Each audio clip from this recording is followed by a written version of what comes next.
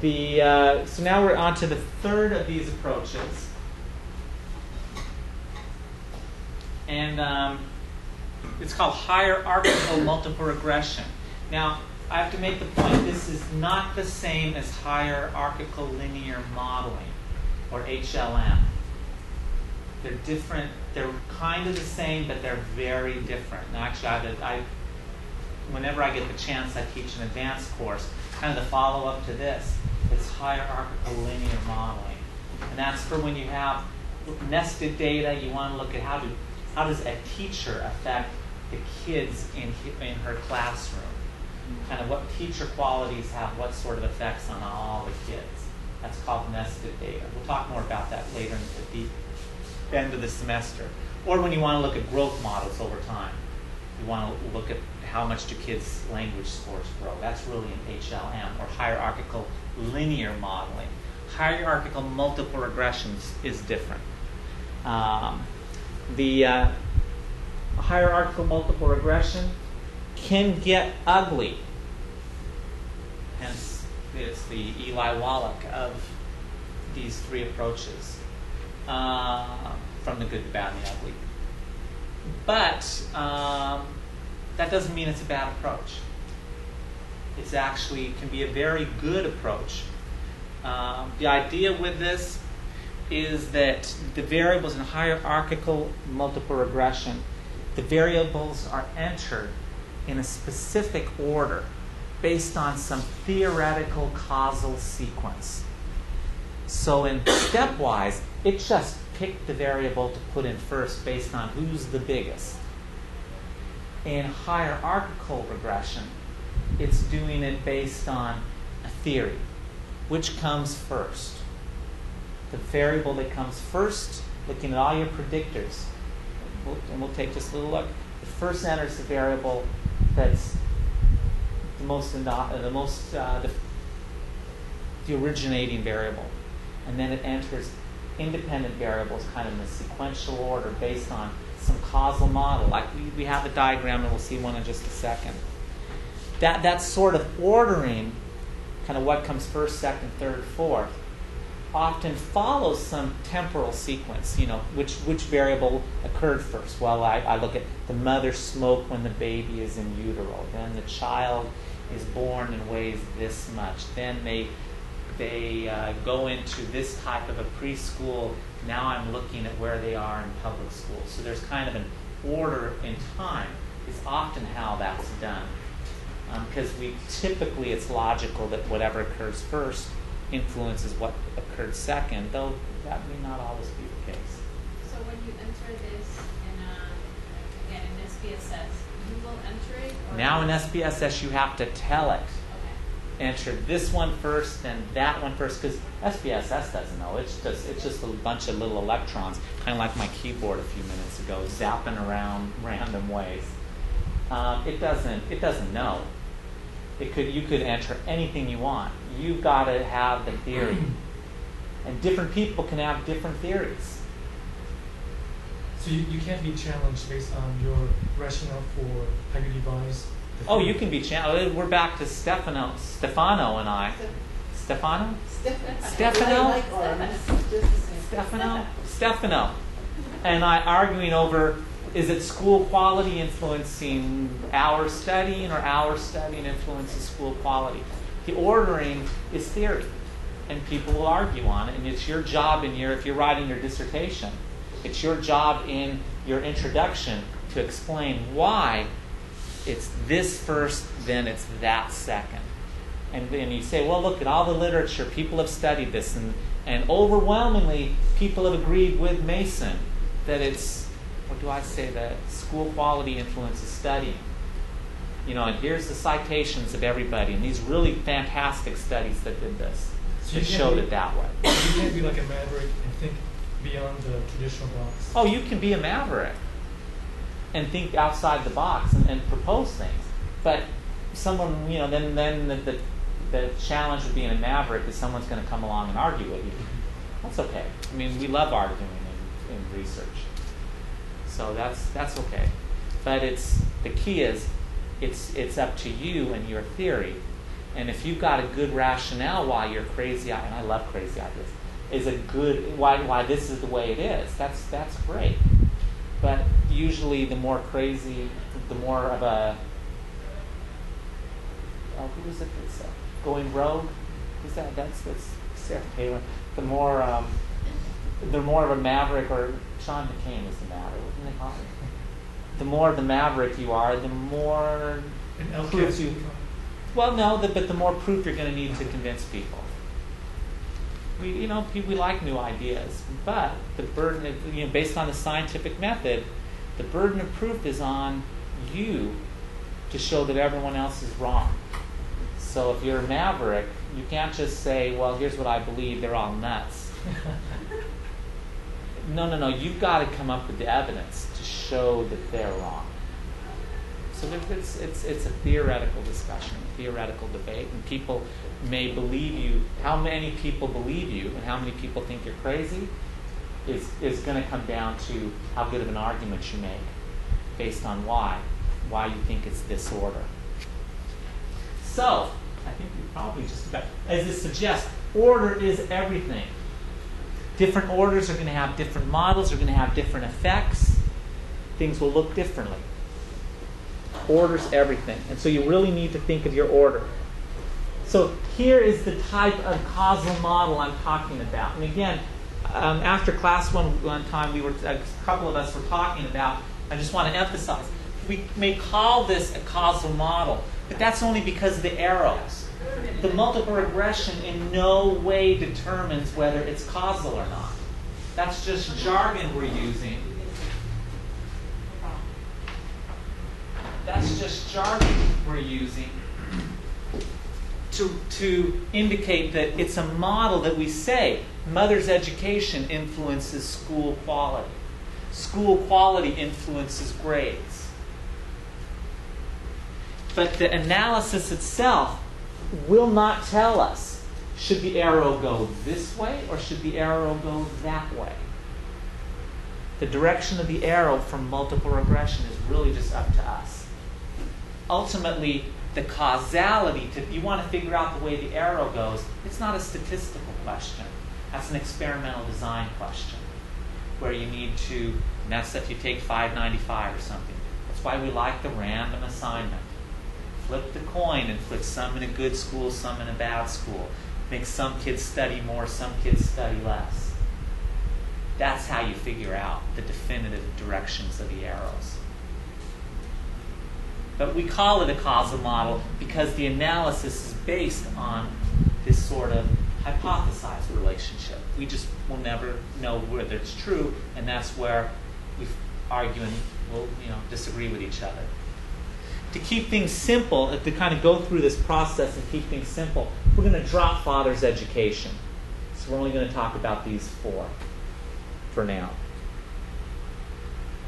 Now, in the causal model, and in our analysis, there's several different types of effects we're going to talk about the rest of the semester. And to really understand your results, you need to keep track of the different types of effect. One variable may have, the various ways a variable may have an effect. There's what's called an indirect effect. And here I'm highlighting it with these blue bold arrows. The indirect effect is just the effect that a variable has on the outcome through some other intervening variable, some other mediating variable. Higher quality leads to kids studying more leads to higher grades. That's the indirect effect of school quality. The effect passes through study hours. If you want to calculate how big an indirect effect is, we have to calculate those by hand. And you will. Before the semester's over, you'll do some of that. Or there's other techniques. Structural equation modeling is another advanced technique, course the week after this, that does that sort of stuff. Really, it's like ideal. If you're really interested in indirect effects, kind of how does one thing affects something else, that sort of relationship, structural equation modeling is like the way to go. Then there's direct effects. And that's that unique effect that the variable has that's unrelated to any other variable in the model. The key is here, any other variable in the model. So it's not, it's that effect that school quality has on grades that is not due to study hours. So we know school quality leads to, higher quality leads to more studying. If I can chop that little piece out of the effect of school quality and look at what's left over, and chop out the effect of mother's education and look at what's left over, that bit of school quality that's completely unrelated to studying and completely unrelated to mom's education, that's the direct effect. And the direct effect is seen in the regression coefficients, our standardized or unstandardized regression coefficient. That tells us, our regression coefficients tell us how big that effect is. So remember, the indirects we have to calculate. The direct effect, we look at our coefficient table, and that tells us how big those direct effects are.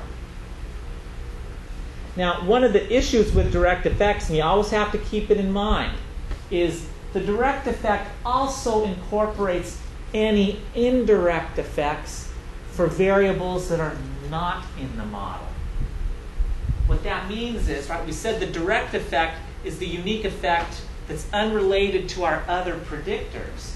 But there could be other variables out here that we don't have any data on.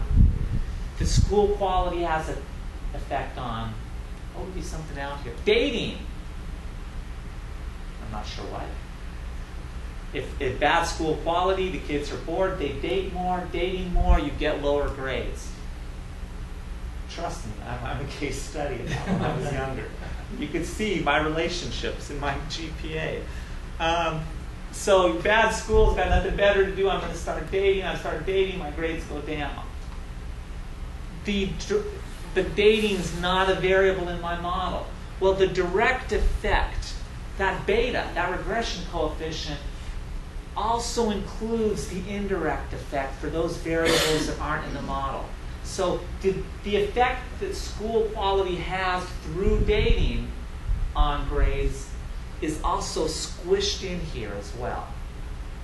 And that's the issue of specification errors. Remember way back early in the semester we talked about assumptions in your regression analysis. And I said one of them, a big one, is specification errors, that you have to have all the important variables. And this is where it comes into play. Because otherwise, I say, school quality's got this huge effect. Independent of stuff, independent of everything else, it's all just due to school quality. But if I forgot, let's say it's all really due to dating, and I forgot dating in the model, I'm misleading people. And in fact, if I added dating as another variable out here, that direct effect may get really small. Remember, we just saw it get a little bit smaller. It can sometimes plummet in size. And so I say it's got this big, huge, unique effect. But in fact, it doesn't. It's got a smaller unique effect, and it's really driving these other things I don't know about, specification errors. So you want to make sure you get all those important variables. What happens if you are honest, but you don't know what the other variables are?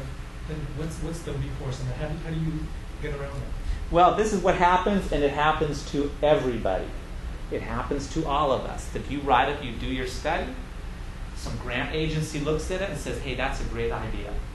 It looks like you've well thought this out, you've got everything in place, you spend a couple of years, you collect your data, you analyze it, spend a couple more years, you send it off to a journal, and someone comes along, the reviewer for your paper comes along and says, wait a second, you forgot dating. You're kind of stuck. I mean, in reality, we don't want to make specification errors, but it's really hard. I mean, how do you include every other important variable? It's very difficult. Now, that's another reason, if you're doing an intervention, how do you deal with that? I'm going to go off on a tangent. Keeping the soda well away from my keyboard. Let's say instead of school quality, this is an intervention. I'm going to make schools better. I've got good schools, bad schools. And the problem is those specification errors. Random assignment helps to take care of those specification errors. Because if I let's say it's there's other variables that all get washed out. Because you're all, in the end, if I randomly assign people back and forth, it can help to remove those other effects. Because the kids who date and the kids who don't date get balanced out. If there's the kids whose moms, and it's not so much even this specification error, because this wouldn't, in that case, I don't want to go too far on a tangent. That wouldn't be such a problem if you're evaluating this intervention, which we'll see in just a minute. But it's more specification errors back here for other, like mother's education. And you don't want all the highly educated kids to be in the good school. The kids whose mothers have high education to be in the good school because they could afford it, and all the kids whose mothers were less educated are in the bad school because they couldn't afford it. So you look at your intervention now. Random assignment washes out all those other variables, even the variables I never thought about. Dating, guess what? If you flip a coin, the kids who date are evenly spread out with the kids who date, and the kids who have big feet and blue eyes and blue eyes and brown eyes and brown eyes and red hair and study and don't study and date and don't date and drive cars and don't, it all gets washed out. All those specifications magically are, it gives you, it's like the ultimate get out of jail free card if you're doing research. I want to save my intervention. That's why we love random assignment. Because it takes care of all these problems that can screw up your study. It's just like someone says, well, did you control for this? Did you take into consideration? Mom said, you just wave your random assignment card and say, I don't have to worry about it. We took care of it through an experimental design. Well, wait, did you control for this? Did you consider that? I don't have to worry about it. You flipped a coin. It all got balanced out. That's why we like it. It's a way of getting around some type of specification. Okay, enough of that tangent. So the key here is, and this is kind of different because again, we'll see in a minute, indirect effects. Well, we'll see. We'll see the indirect. Well, anyway, so key to keep in mind, direct effects are, we have measured those with the regression coefficient. And it's that unique effect unrelated to the other variables in the model, but it could also capture some indirect effects with things that I just never included in my model. So we want to be careful about that. Then there's the total effect, or total association. Because I'm putting association because in this one is particularly true, because by associate, the idea with a total effect is it's that complete relationship, that complete association between a predictor and the outcome through every possible way, even if it ways that don't make any sense. So for example, school quality is, let's focus on the total effect of school quality, would in fact be through all of these different possible paths. It's that complete total effect school quality has, both directly, indirectly, and also through all those other ways. The total effect is seen in that simple correlation squared. You square your simple correlation, not the multiple R, not the multiple regression or the change in R squared. It's the correlation of the variable just all on its own. Squared is that total effect. And the issue is the total effect includes, based on this causal model, we're saying that part of the effect is school quality. Mom's education leads to school quality, right? We've talked about that. More educated moms have more money, kids go to better schools, they come home, they study more, whatever. some of the effect of school quality isn't really due to school quality. It's being driven by mom's education. The total effect doesn't worry about that. It gets school quality, in terms of the total effect, school quality gets credit for that effect of mother's education, even though it really, arguably it shouldn't, because it's not school quality making moms more educated, it's moms educated improving school quality. But it gets that effect. It includes the effect of school quality that's in fact driven by mother's education. It also includes spurious effects. School quality, part of the relationship between school quality and grades is due to the fact that school quality is correlated with mom's education and grades are correlated with mom's education. And so part of it's just that, due to that correlation between, that they both share with mother's education.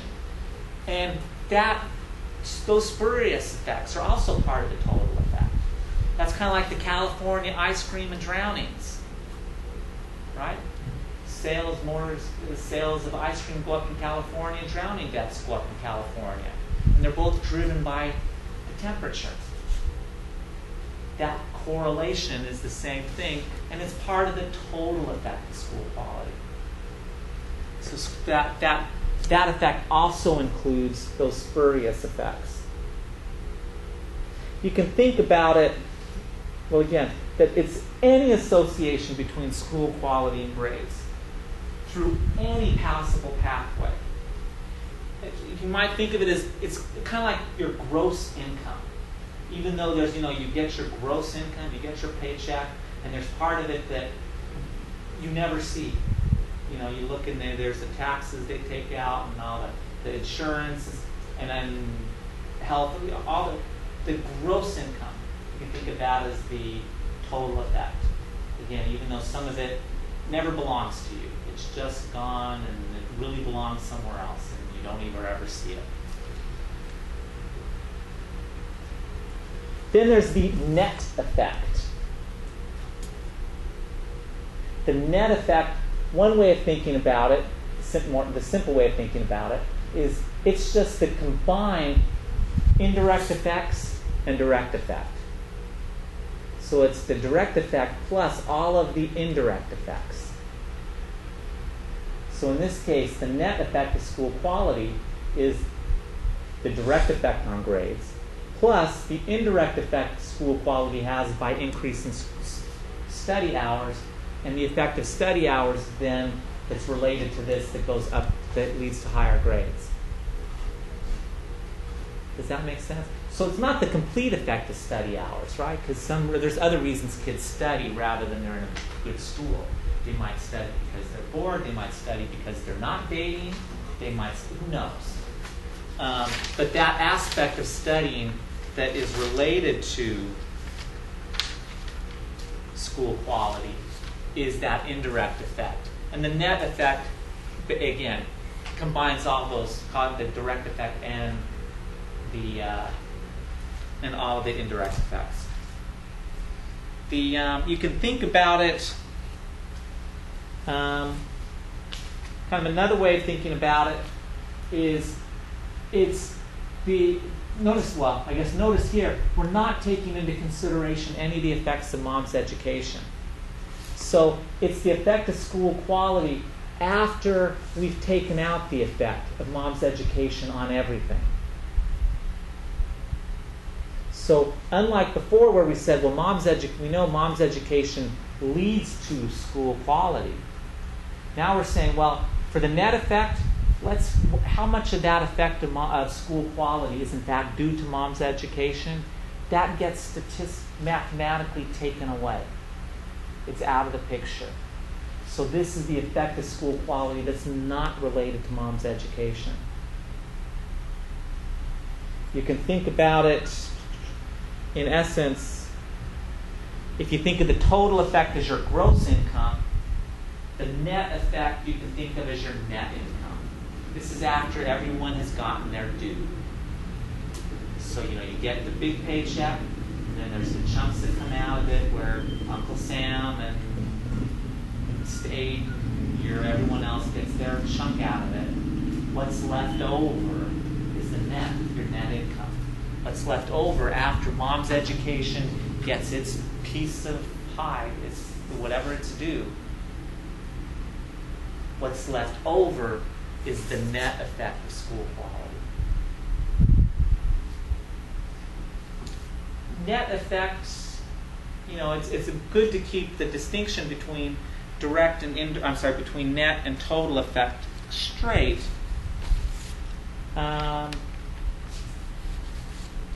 You'll see in a minute, we'll focus a lot on the net effects. Because if we want to say, what's the effect of school quality? Part of the trick is, and what the causal model says is, well, we can't just look at the simple correlation. If I just look at the simple correlation, I'm giving school quality credit that's really due mom's education.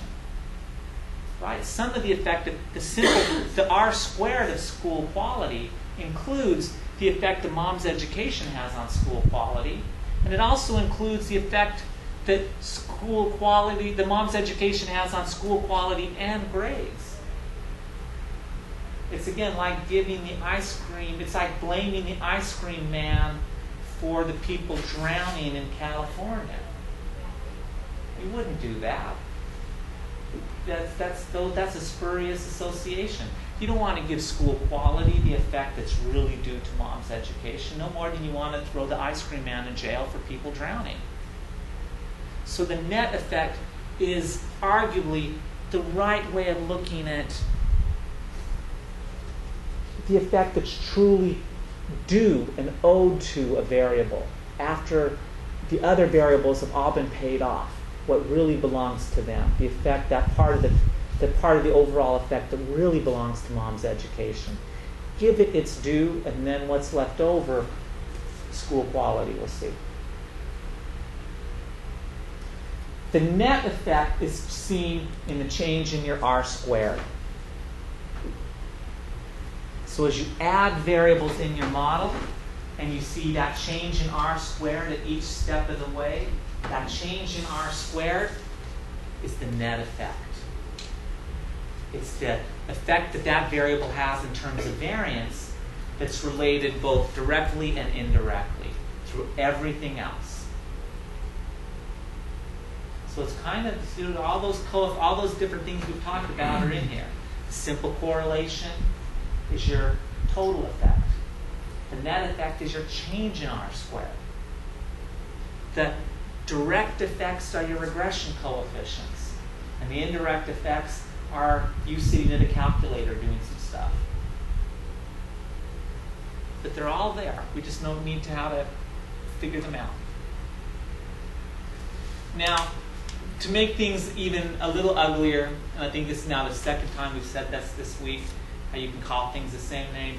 There will be people, you will see people refer to what I am labeling the net effect as the total effect. And that comes from the rationale that what I just called the total effect, you would never want to look at. So it's kind of like, that's such a bad thing, you would never want to talk about it that way. So we don't even go there. And let's just talk about this is the true total effect of school quality. I think it just gets, it's better to know conceptually the differences and just be aware that the jargon may change. But if you see someone do a higher, we're going to see, this is what we do with a hierarchical multiple regression. And as we go through those steps, that's what the, well, we're going to see how we get the net effect at each step of the way. So when you add in a new variable and you get a particular change in the R squared, you can attribute the entire addition to that new variable. That's right. So as we add the variable and we see the change in R squared when we add school quality, that's the net effect of school quality. And then I add study hours and look at the change in R squared, that's the net effect of study hours. And now we're kind of getting a little ahead of ourselves. So we're going to test this model in multiple regression. And we do this, we have 3 predictors. And our model, notice there's kind of 3 steps in the model. Mom's education influences everything, including school quality influences study, study influences grades. So we're first going to enter mother's education, then we're going to add school quality, then we're going to add study hours. And it's based on my model. Because my model said, well, what comes first? Mother's education. Notice nothing causes mother's education in my model. There's other things, obviously, that do. Specification errors. We live with it. The next variable is school quality, because mom's education influences school quality, but nothing else does. The next variable is study hours, because both mom's education and school quality influence study hours. And my outcome is grades, because all of them influence grades. Now, to do this model in multiple regression, every variable has to have an arrow either to or from every other variable. So notice all of them have 3 lines either coming in or going out of them. Everything has to be related to everything. In fact, you can go through and say, you know what, I think mom's education has 0 direct effect on grades. I think mom's education has no direct effect on grades. It's all based on it's all passed through study hours or school quality. And it's not just the mom's more educated, the kids get high grades. I think this is not there. You can't do that in multiple regression. Multiple regression, it's there. You can test maybe it's 0 or not, but you can't say, I don't think there's one there.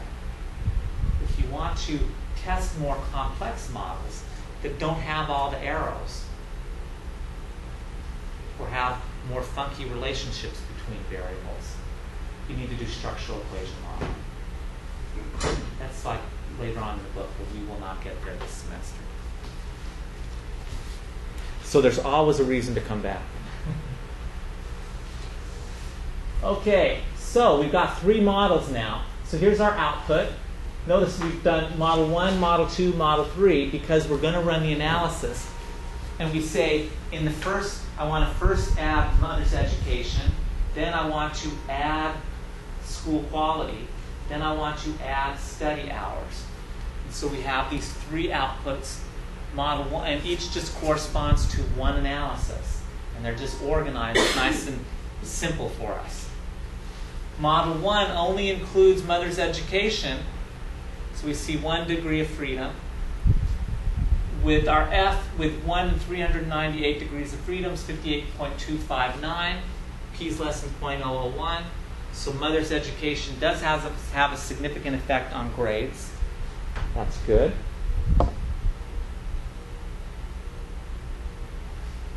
If we look at the model summary table, we see mom's education accounts for 12.8% of the variance. Well, we've seen this, right? We kind of went through this, didn't we? So it accounts for 12.8% of the variance.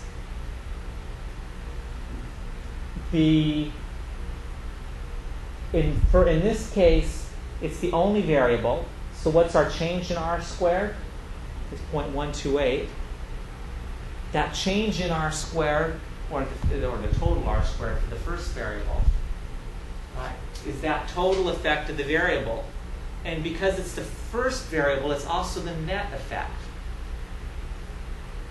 because it's the same as the change in R squared, right? The total effect and its net effect only for the first variable is the same because it doesn't control for anything.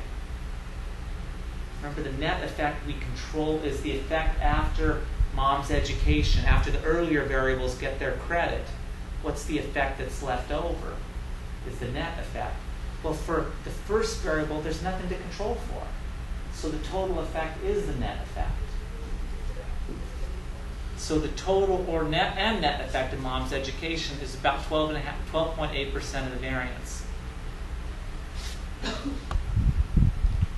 Here's our F test, and you can do the calculations for our change in R squared.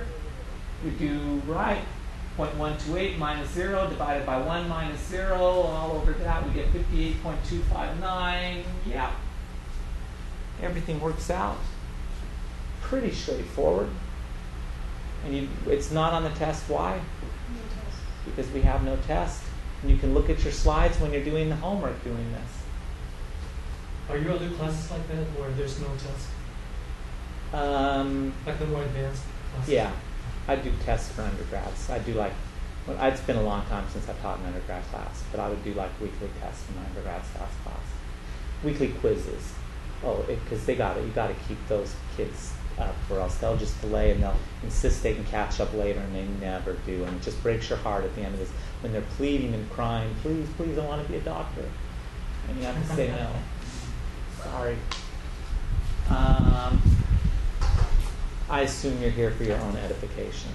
Particularly the advanced, because let's be honest, a few of you may be here because you're forced to be here by your program, but I'm sure most of you are here because you want to be, you've heard how fun and exciting it is. Venn diagrams. So here's a Venn diagram for, let's kind of visualize what we're looking at here a few ways. So here's a Venn diagram based on, remember, Venn diagrams show us variance. So and it's the circle. This circle appears the total variance in grades that we're trying to explain by mom's education, which is this circle. And that circle represents the variance in mom's education. School quality, which is this, is that pink? Purple? Magenta, whatever. And this green circle, which is study hours. And the degree to which circles overlap is just the degree to which they share variance, like the correlation squared between those variables. So here we know the R squared, the correlation squared between between grades and mom's education. And notice the notation, grades dot mom's education. I'm adding this here because it's going to be important to kind of see what happens as we add new variables. This is just saying it's the R squared predicting grades when mom's education is the only variable in the model, is 0.128, which is this, and which that R squared equals itself, which seems silly, but it'll make sense in another 10 slides. So this 0.128 is the R squared. That's the variance in grades related to mom's education, and I know it's grossly out of proportion, but we need to do that, or else it gets too small. Then, we'll come back to that. Then let's look at the coefficient table. Here's our regression model for when we have just mother's education. We see the regression coefficients 0.131, T 7.633 with 398 degrees of freedom. Our P is less than 0.001, so we know mother's education is statistically significant. The beta, the standardized beta, 0.357, just says that one standard deviation increase in mom's education leads to a 0.357 standard deviation increase in grades. The test for that beta is the same T, because it's the same effect. It's the effect of mom's education on grades and standard deviation. And z-scores or raw units, it's the same, so it's the same T.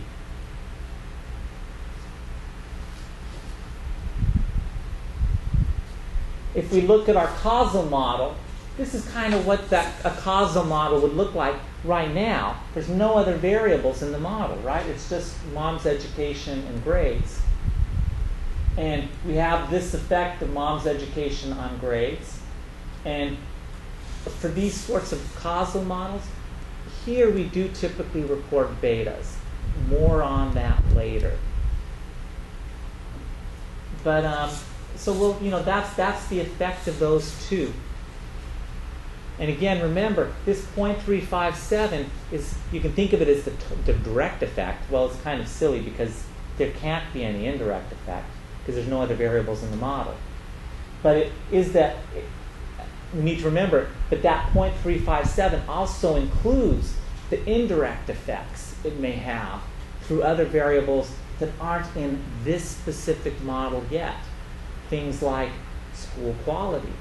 Some of the effect of mom's education through school quality is, at the moment, hidden inside this 0.357.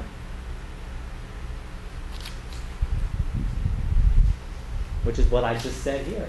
It's right. It's got all that other stuff going on. Could be there. So hence, why we need to include those important variables. Now, step 2. Now, I said step 2, but remember, this is not stepwise. This is good. Stepwise, bad. Good. Ugly. Oh, ugly but good. It's beautiful. Ugly but good, just plain bad. Right? So model 2, we told it, or Daniela told it, add school quality as the second variable.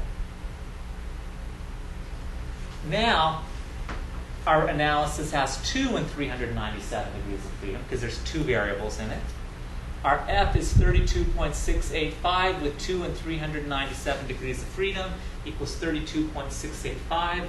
P is less than 0.001. So the set, the pair of those 2 variables is statistically significant. How big? Remember, this just tells us the team won. Our R squared here is the score. That tells you how big the effect is. Where's the F test for that 0.141? Come on. The ANOVA table? The ANOVA table, yes, please. Please, help me out. That's the ANOVA table is, where's the F? Where's F test? Well, I have to work on that. So is this significantly different from 0? Yes. Those 2 variables account for a total of 14.1% of the variance. As a team, a total amount. And that total amount is statistically significant.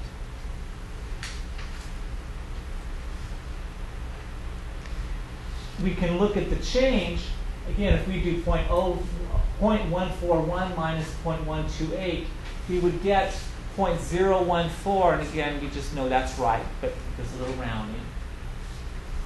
We plug in the 0.141 minus 0.128, the change in R squared.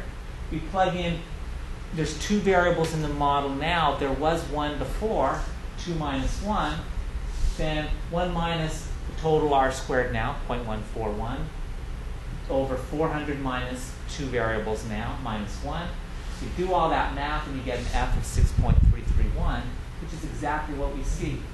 So the change in R, the F change test, the F for the change in R squared is 0.6331 with 1 and 397 degrees of freedom. Remember, it's 1. This is where inevitably people will say 1, 2, 3. It's 1 because, remember, it's how many variables did we add? The degrees of freedom is the new k minus the old k. We added 1 variable. Our change in k was only 1. So it's with 1 and 397 degrees of freedom, our F is 0.6331, statistically significant, P is 0.012.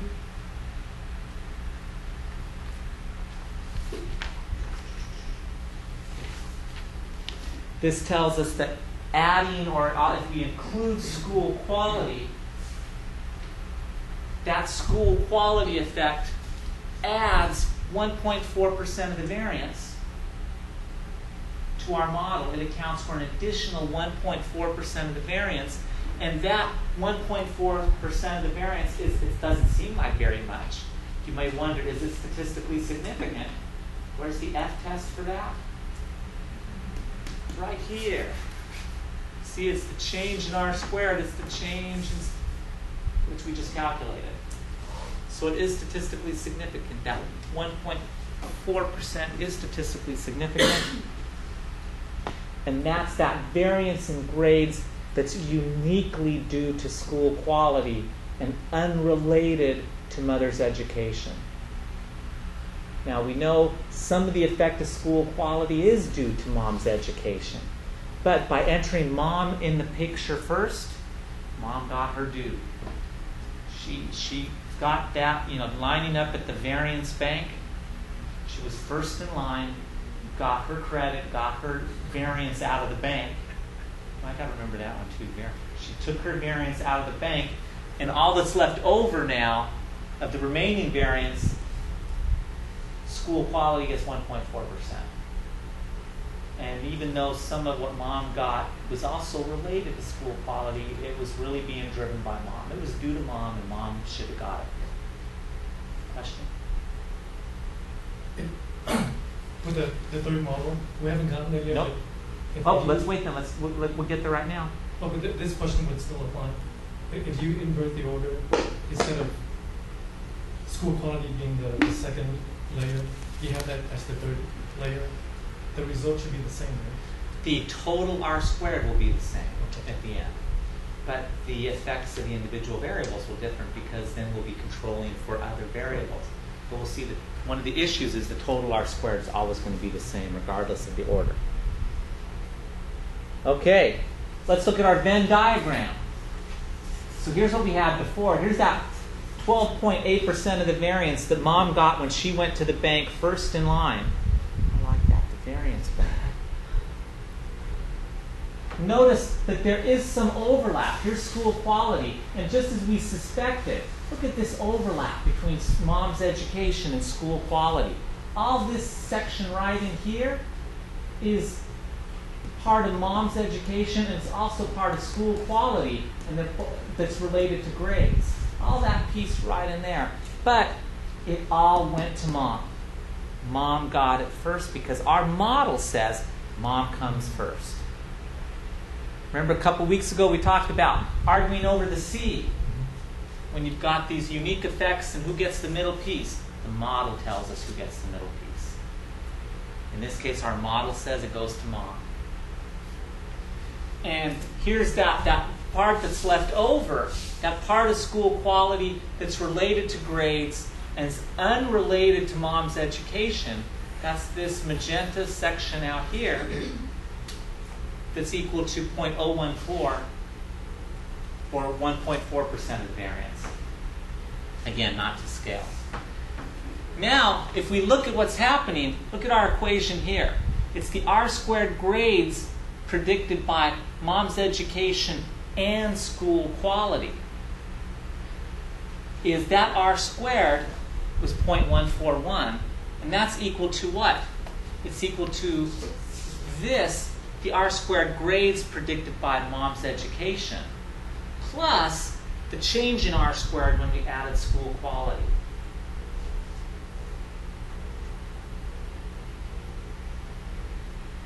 Add those up and you get, within rounding, that 1.41% of the variance, 14.1% of the variance. Here's our coefficient table for Model 2. The regression coefficient for school quality is 0.043. We see T with, 397 degrees of freedom, going back to our error term, our residual in the NOVA table. T with 397 degrees of freedom equals 2.516. P is 0.012. Our regression coefficient's value is 0.043. So controlling for mom's education, the effect of school quality is statistically significant. Controlling for mom's education, a 1 unit increase in school quality leads to a 0.043 unit increase in grades if this mom's education didn't change. Flip side, the regression coefficient for mom's education, 0.119, says that that's still statistically significant. T with 397 degrees of freedom equals 6.684. P is less than 0.01. So controlling for school quality, mom's education is still statistically significant. A unit increase in mom's education is related to a 0.119 unit increase in grades. And again, we saw that it's changed a little bit. Let's see, the beta used to be 0.357.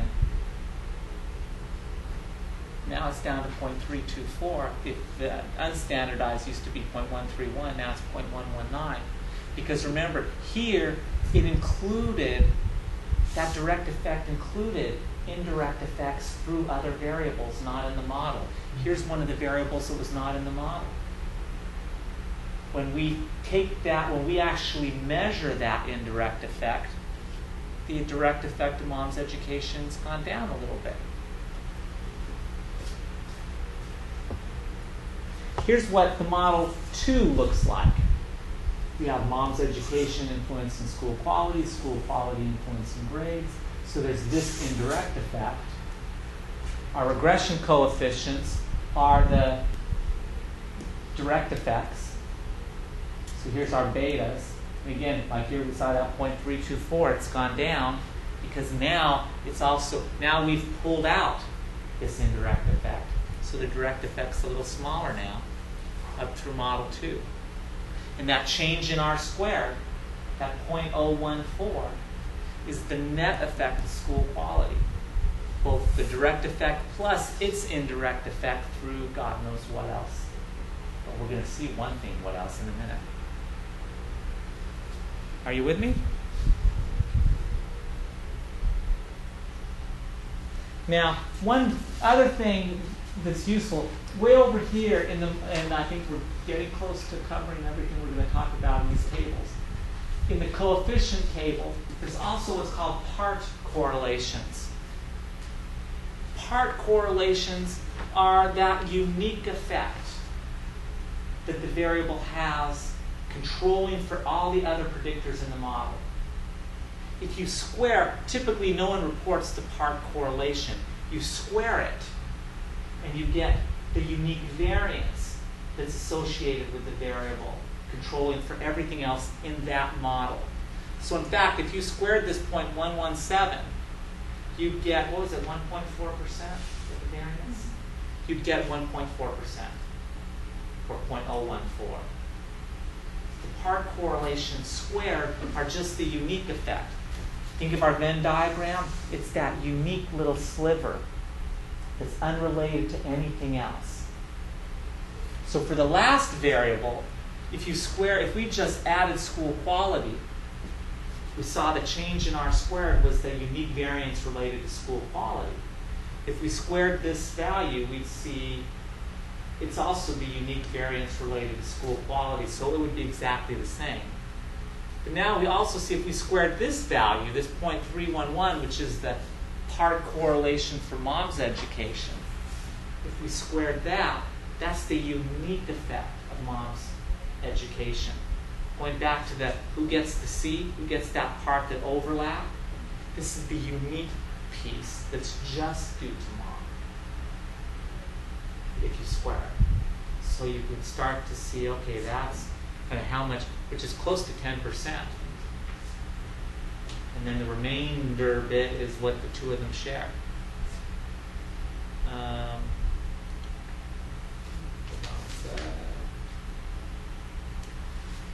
In fact, next slide does that for me.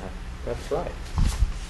So if we take that unique effect of mom's education, would be 0.311 squared gives us 0.097. And that's that, again, that you can also think of, so you can think of it as that unique effect. You can also think of it as what happened if you added that variable as the last variable in the model. This is what the R squared would be if you just added it after everything else. So we square 0.311 and we get 0.097. We square 0.117 and we get 0.014. Visually, this is what we're looking at. This unique piece here is 0.097. And the unique piece here is 0.014. Well, we knew this because we just drew that. But the difference was the total, what was that, 12.4? 8? What was it? I can't remember. 12.8. So the combined, all of this, the mom education plus this piece in here was 12.8. The unique piece is 9.7. So its unique effect is pretty big. And you can get a sense of how much of an overlap there is. Though trying to interpret this overlap is very tricky. It's not as simple as just saying this plus this. It's not that simple. There's sometimes very weird things that happen, which is another discussion. But again, this is the unique effect at 0.097 is that part correlation squared. If you square the part correlation for school quality, you get the 0.014. And that's their unique, whatever effect that's only due to them and no one else. Finally, the third model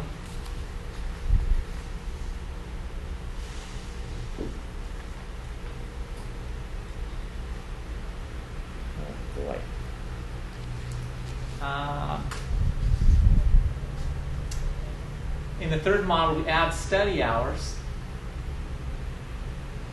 Right? And again, we're adding that because we told it to add it. We didn't let the data decide.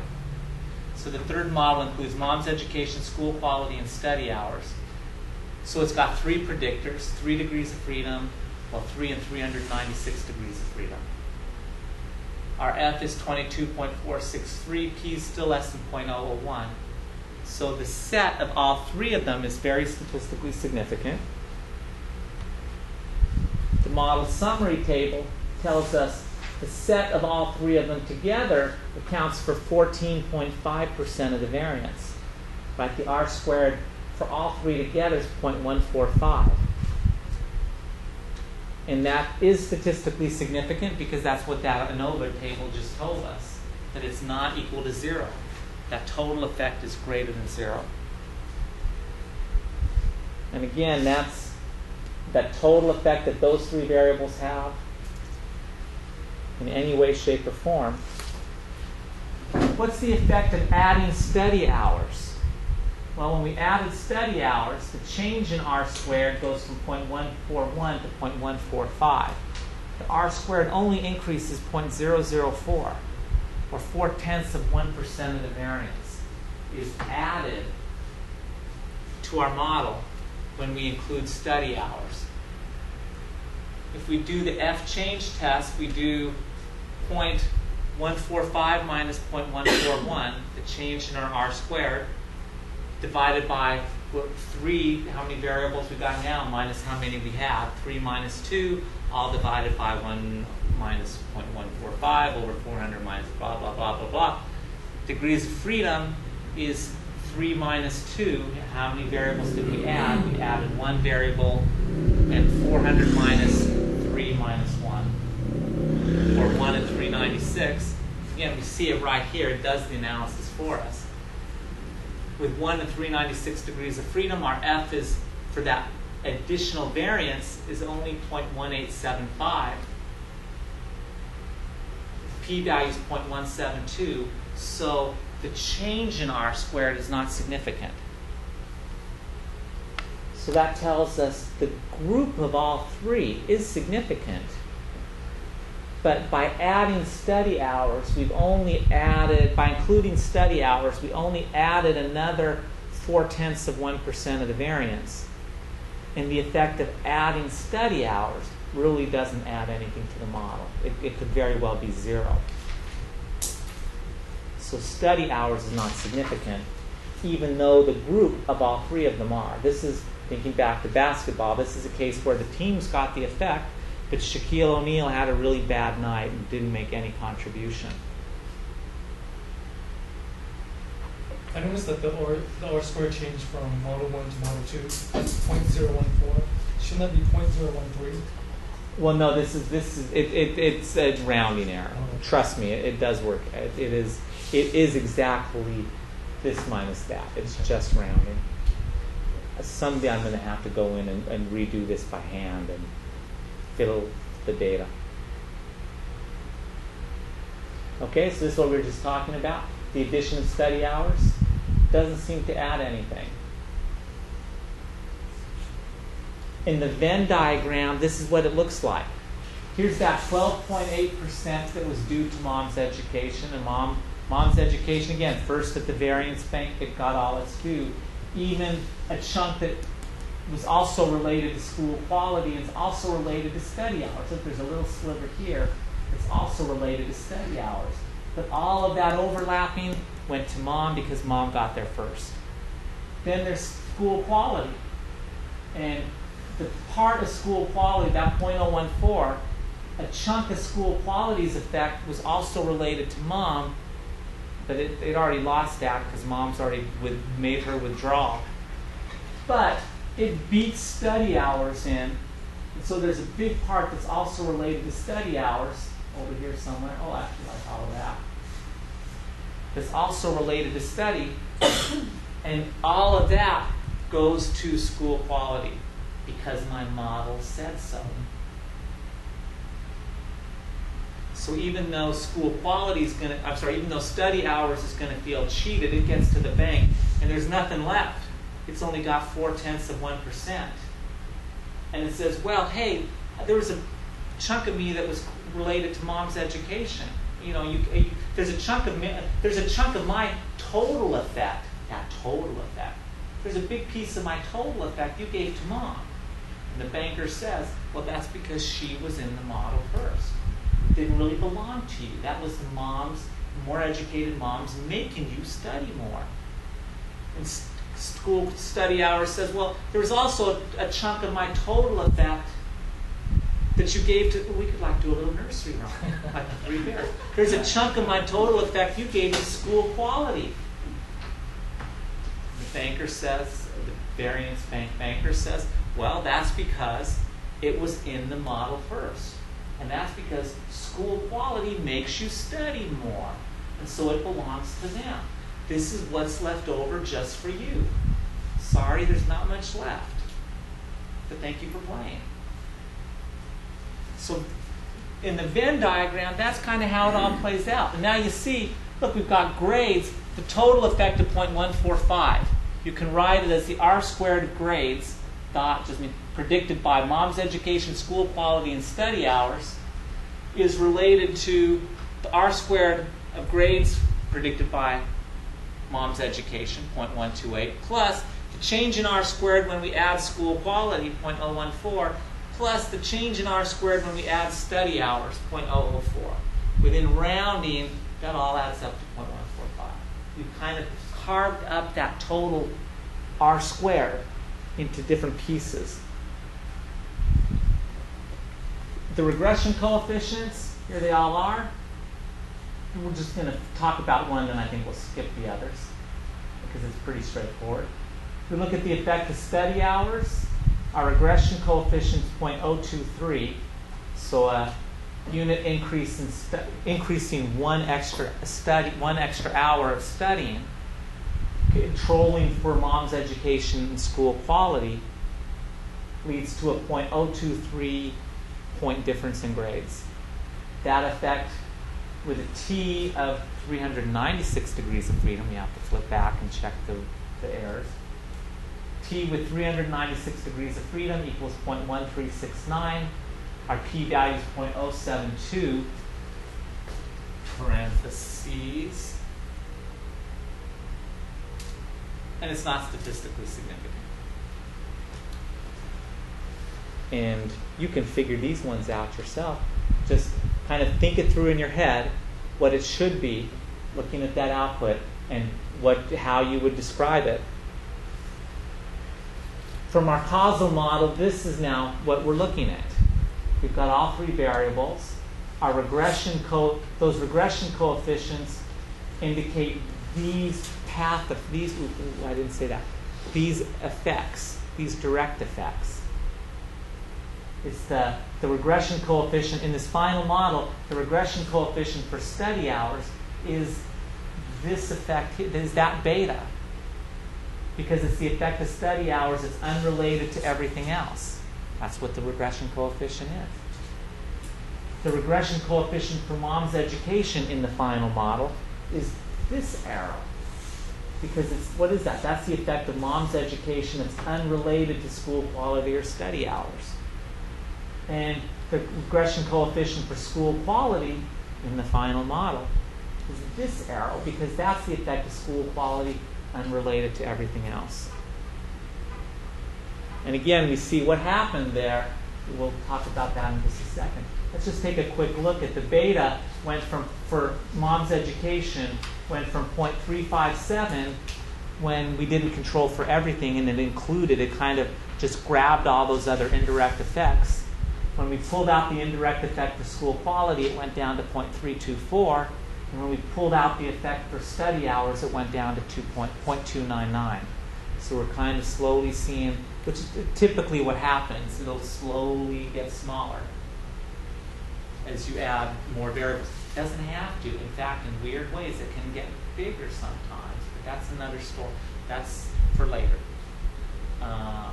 But the key is notice how it changes because it's different effects each time. Here's our part correlations. And remember what those are? We just square those. And it tells us the unique variance, the unique effect of each of these variables as the last variable, as controlling for everything else. The unique effect it has if it was the last variable put in the model, even if it's not. Or it's that unique effect that's left over after we control for everything else. The key test for this, you may ask, are those part correlations statistically significant? Is that unique effect significant? Is also the exact same t-test as for the regression coefficients. It's kind of the Walmart of statistical tests.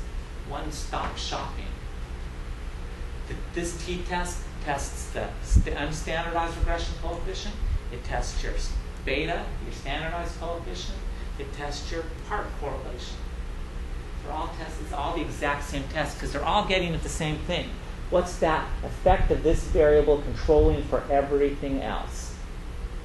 They just look at it in slightly different ways. It's like, Craig, Allen, Mason, 3 names, same person. If we square all of those, if we squared the 0.269, we get 0.072 is the unique effect of mom's education in Model 3. If we squared the 0.114, we get 0.013. That's the unique effect of school quality in Model 3. And if we squared the effect of study hours, 0.064, we get 0.004 is the unique effect of study hours in Model 3. Yeah? So why do they label it that way? Would they use that number for anything other than squaring it? Why wouldn't they just put it in there as squared? I think it kind of falls in the realm of why didn't they put the degrees of freedom in? Okay, just wasn't sure if there was a reason. I mean, you can. Sometimes people will sometimes look at, and we're not even going to talk about the partial correlation. Sometimes people will use those correlations, but almost always, overwhelmingly, what people talk about is the squared values and not the correlations. Going back to our Venn diagram, these are those unique pieces we just calculated. So kind of taking those part correlations squared, here's how they translate to the Venn diagram. And the gray areas where there's overlap between 1, 2, or all 3 variables. Between 2 or 3 variables. I guess one variable can't overlap with itself. So here's the unique effect of mom's education that's unrelated to school quality or study hours. Look, that doesn't overlap anything else. Here's that unique bit of school quality that's not overlapping with either study hours or mom's education. And here's that unique little bit of study hours that's unrelated to anything else. So that's how they kind of show up in the Venn diagram. And let's see. That is a good point.